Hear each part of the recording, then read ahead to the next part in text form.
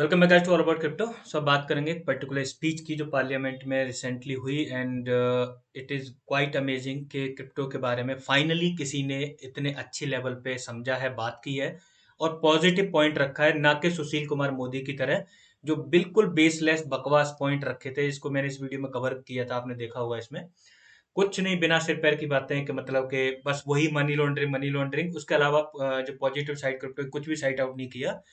And उनका वही mindset कि ये गैम्बल है, जुआ है और जुए की तरह ही ट्रीट करना चाहिए। 28% जीएसटी लगना चाहिए, इनकम टैक्स बढ़ाना चाहिए इस पे 30% से भी ज्यादा, ऐसा उनका उनका मानना था।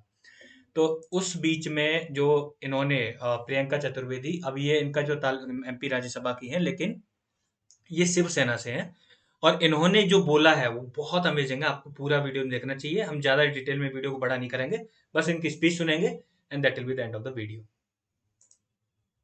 गंदी चीज हो रही है, बहुत ही गलत चीज हो रही है क्योंकि हमें नहीं समझ में आ रही है, तो ये गंदी ही होगी।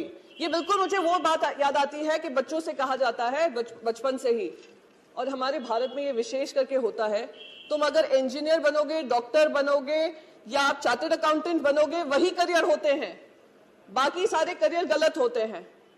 और अगर वो करियर गलत है, कोई और कुछ चूज करना चाह रहे हैं, तो उनको रोक जाने की कोशिश की जाती है। अगर रोकते नहीं है तो कहते हम घर के बाहर निकाल देंगे।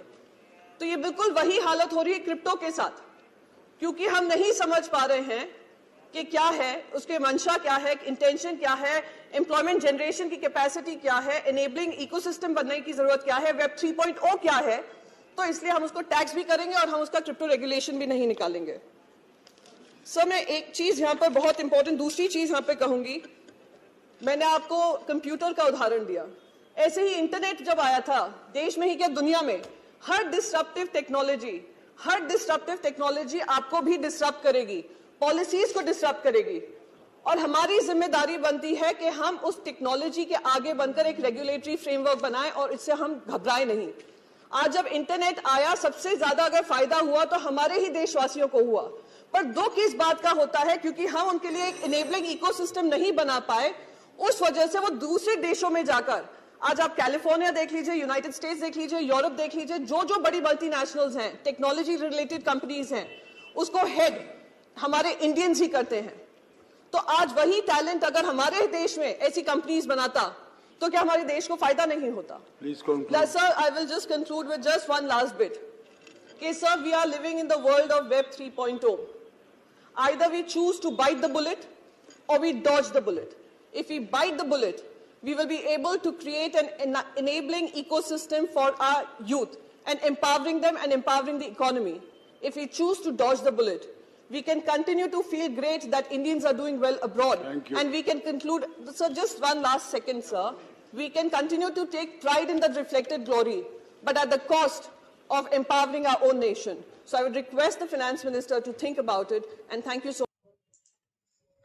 So it was amazing because उन्होंने सारे पॉइंट, कह सकते हैं ये वास्तव में ऐसी ही हिस्ट्री है कि जब कंप्यूटर आया था तो पहले इसको ब्लैक मैजिक बॉक्स बोला जाता था और बहुत ही ज़्यादा स्पेकुलेटिव था। लोग उसे डेविल ऑपरेटेड मानते थे क्योंकि उस टाइम पे क्रिश्चियंस का बहुत ज़्यादा बोलबाला था। तो वो कोई भी नया इन्वेंशन होता था उसको बोलते थे कि ये इंस्पायर्ड बाय डेविल है और इस तरह से। एंड ऑल्सो वो साइज में बहुत ज़्यादा बड़ा हुआ करता था पहले क्योंकि उसमें डायोड लगे होते थे। एंड देन स्लोली क्या हुआ, डायोड रिप्लेस हो गए और मतलब बहुत छोटे छोटे, यानी अब वो जो काम एक बड़ा बल्ब जैसा करता था, एक छोटा मटर के दाने बराबर, मतलब ट्रांजिस्टर, उसका वही काम सेम ऑपरेट करके देता है और साइज ड्रास्टिकली रिड्यूस होगा। और हम टेक्नोलॉजी देखिए कितना अडॉप्ट हुई है। पहले कहाँ 2 GB अगर रैम होती थी लैपटॉप में तो बहुत ज़्यादा मानी जाती थी, और अब 6-6 8-8 GB तो हमारे फ़ोन में रैम है, कहीं ज़्यादा है उस कम्पेयर टू। और ये बेसिकली पॉसिबल हो पा रहा है because of the innovation of the technology. And also अगर सोचो किसी कंट्री ने इंटरनेट को, मान लो अपने सारे इंटरनेट टैलेंट को भगा दिया होता पहले, तो उसकी आज क्या कंडीशन होती है। अगर 20 साल पहले उसने ऐसा किया था, सेम ट्वीट किया है सीजे बाइनेंस ने। एक आइडिया देने के लिए क्या होगा अगर आप अपने सारे क्रिप्टो टैलेंट भगा दोगे इंडिया से, तो 20 साल बाद, 30 साल बाद आप क्या अप्रिशिएट करोगे? वो बाहर जाके बैठेंगे, फिर वही करेंगे कि बड़ी कंपनी है और इंडिया उसको लीड कर रहा है, लेकिन इंडिया में नहीं ऑपरेट कर रही है।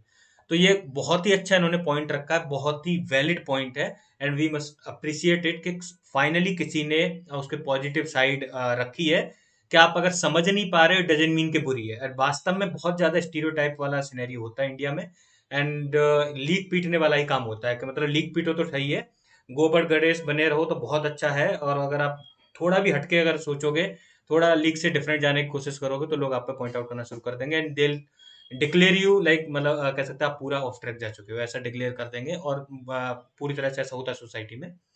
सो इट इज पॉजिटिव कि फाइनली किसी ने अपना पॉजिटिव पॉइंट रखा है। So that's all for today. I hope you like the video अच्छी, तो वीडियो को लाइक जरूर करें, and make sure you subscribe the channel. Thank you guys.